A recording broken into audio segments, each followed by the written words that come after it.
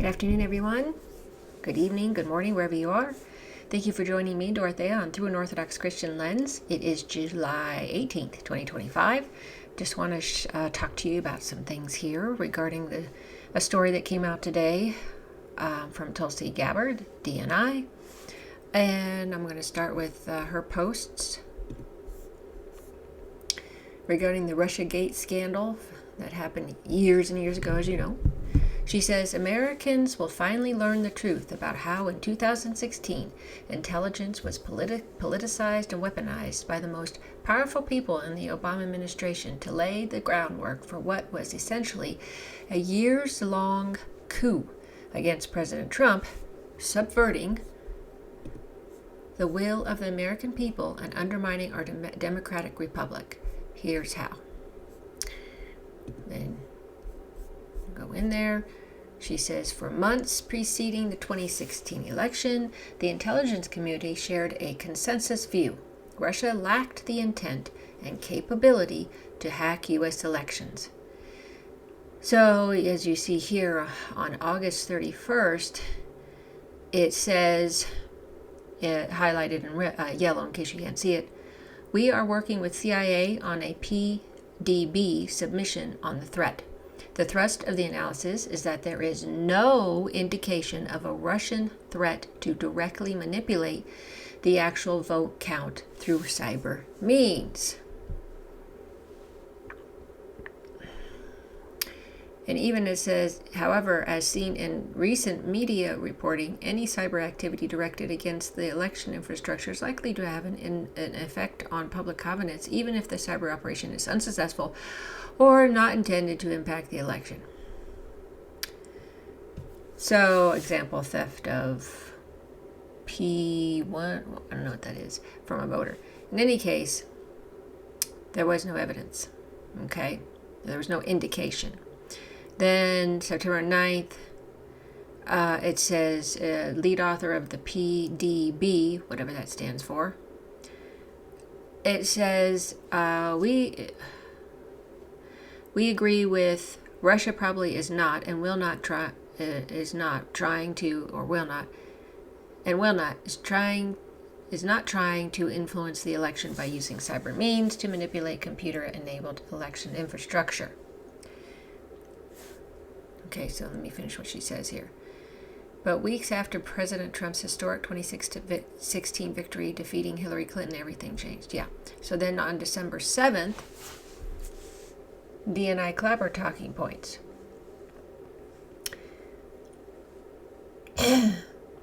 Activity on and since Election Day.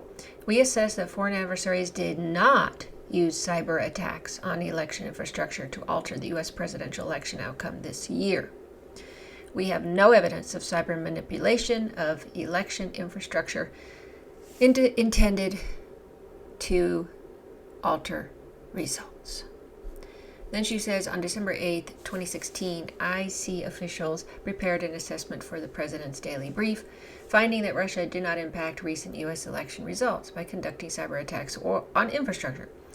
Before it could reach the president, it was abruptly pulled based on new guidance. This key intelligence assessment was never published. So this was the official on December 8th. The officials discuss draft PBD. Okay, so they said, we assess that Russian and criminal actors did not impact recent U.S. election results by conducting malicious cyber activities against election infrastructure.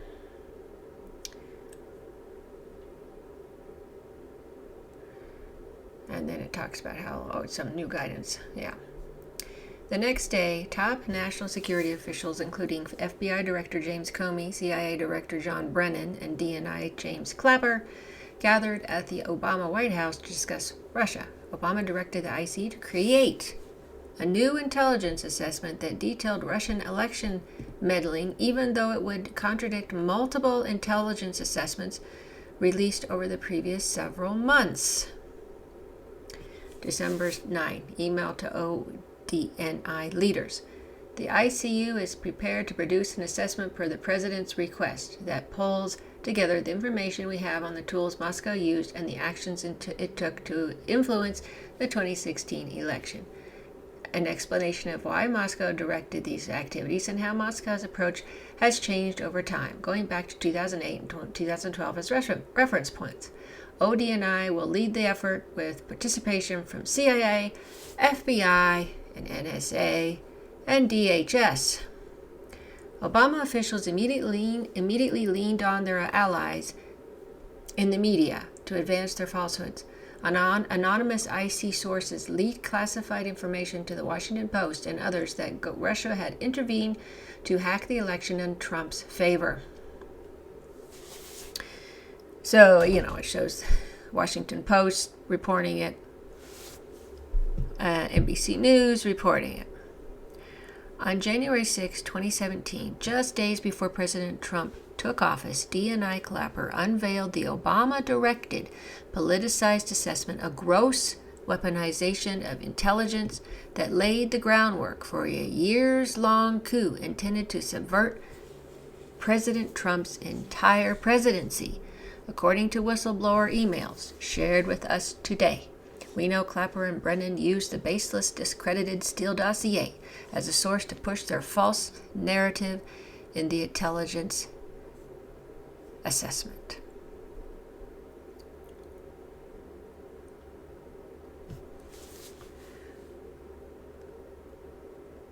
Shelby believes this should be responded to by the NIC as the dossier was a factor in the 2017 ICA on the election interference, in which an assessment of the document was added as an annex. These documents detail a treasonous conspiracy by officials at the highest levels of the Obama White House to subvert the will of the American people and to try to usurp the president from fulfilling his mandate. Treasonous, mind you, and it is, because you're trying to take out your own president, and you're almost like a foreign agent coming in and going against your own White House, your own people's house, because that's what the White House is supposed to be. This betrayal concerns every American. The integrity of our democratic republic demands that every person involved be investigated and brought to justice to prevent this from even ever happening again. So she's providing all documents to the Department of Justice to deliver the accountability that President Trump, his family, and the American people deserve. I didn't believe this from the start. When this story came out regarding Trump, that Russia was interfering in the election, I didn't believe it from the beginning. Because by this time, I'd already learned about the lies of the official story of 9/11, and once you open that Pandora's box or that can of worms, once you see something, you cannot not see it. You're just basically skeptical the rest of your life on anything the government does. That's just it. I mean, before that, I was oblivious, living in oblivion, and that's kind of a nice feeling when you don't know anything in a way.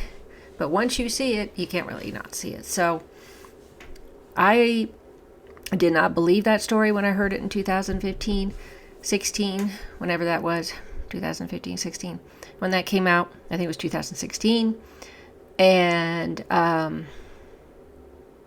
I didn't vote for Trump. I didn't vote for Trump in 2015 or 16. I voted third party. So it wasn't like I was a Trump supporter and look what happened, they're trying to make him look bad. No, I just knew it was BS. It was an obviously deception. Because anything that involves Hillary Clinton is always deception. And I will tell you, yes, I have a bias against her. I think she's a horrible woman. I cannot stand the woman. I've always found her to be just an ugly person. Not ugly, I'm not talking about ugly physically, just ugly towards others, and just her whole personality is just really not nice. Okay. Now, with that information, I appreciate her sharing that, first off, and showing where it was said. So she has those papers right in front so everybody can know, because It does affect the American people. It did affect the American people, and it's important to share that and be transparent, and that's what she's doing. So kudos to her for this portion here, for this particular move that she's made.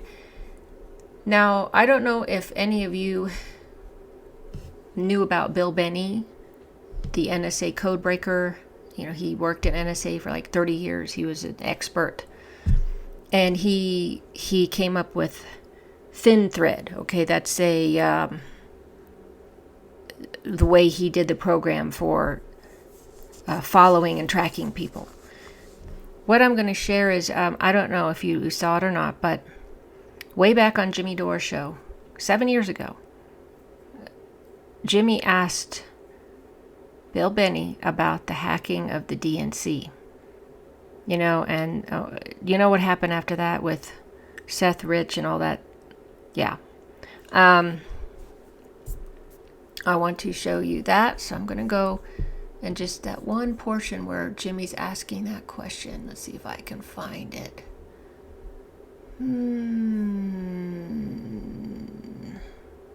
Where did I put it? I got too many things up. Okay. So let's hear what he has to say here in this little tiny segment. Well, now we're going to get the Russian investigation and the hacking or the supposed hacking of the 2016, because what you said, what I thought I heard Edward Snowden also say, was that if it was the Russians who hacked into the DNC server and John Podesta's server, that the NSA would have that data available to them, that they would already know about the packets and they could release that information. And since they're not doing that, it makes Edward Snowden think that they don't have that information. Now, is that correct how I presented that, and is it true? Yes, that's basically the reason I opposed it from the beginning in August of 2016 when they first started saying it. Because the intelligence community it's not a question of CIA or FBI doing it. It's really NSA's job, and NSA has all the capacity to do that. They've got over 100 taps inside the United States on the fiber network where they're collecting and storing all that data going across the fiber network, so that if any packets were passed from the DNC through anywhere in the United States, they would be able to follow those packets. And also, if they went across, there's very choke points. The surface where the transoceanic cables surface is where all the foreign communications are going into the country and out of the country. So, and they're tapped too. So they've got all that. So that means that any packets that are going from the United States to Europe, they've got copies of. Okay. Yeah.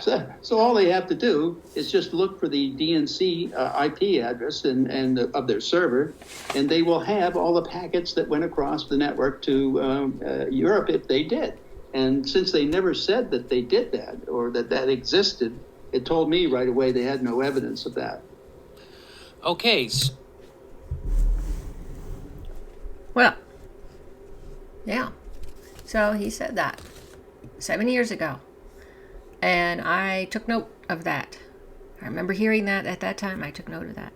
And you'll notice that the intelligence that she showed, the intelligence community, came to a consensus that said there is no evidence. Well, obviously the NSA is part of the intelligence community. And they obviously didn't see anything in their packets, as he put it, in all these networks that they can do through that program. So, yeah, I knew from the beginning that this was all PSYOP and fake, just because they wanted to get rid of Donald Trump. I assume because Donald Trump did not fall into what they wanted. They have people they want to choose, select people in elections. And Trump was kind of a wild card that came up out of nowhere. Nobody thought he was going to win. Everybody just thought it was entertainment and he was just a joke, really, at that time. But when you're going against Hillary Clinton, almost anybody, they'd vote for over her. I mean, that's my opinion. I'm not a fan at first. In any case, really good information on that. I'm so glad that came out. Hopefully, my deal is this comes out, but I want people to be held accountable. If it's treason, that's a serious crime, and it is. the DOJ better be doing some arrests and better be putting people in jail. That is when somebody's held accountable. That is when somebody actually has to pay for their crimes. And for once, I'd like to see that happen to people that have been doing this kind of crime for years. So if you don't know about Bill Binney, or you haven't seen his documentary, that it was free online. I saw it free online years ago. I don't know if it still is free online, but I don't remember if I saw it on YouTube or Prime, Amazon Prime. Don't remember, but it's called A Good American. It's worth seeing. I'll put that in my notes under the video, just in case you haven't seen it and you want to see his story. It's fascinating, really amazing story. In any case, I hope you got something out of this information. And if you already knew about it, or if you did or didn't know about it, whatever you want to share underneath this video would be great on that. And your thoughts on it would be great to hear from you all. Thanks so much for watching. Please subscribe to my channel if you haven't. Follow me on Rumble if you'd like. Like my videos if you think they're worth liking. Hit that bells when you know I have another video out, things like that. And so, thanks so much for your support, and I'll be back later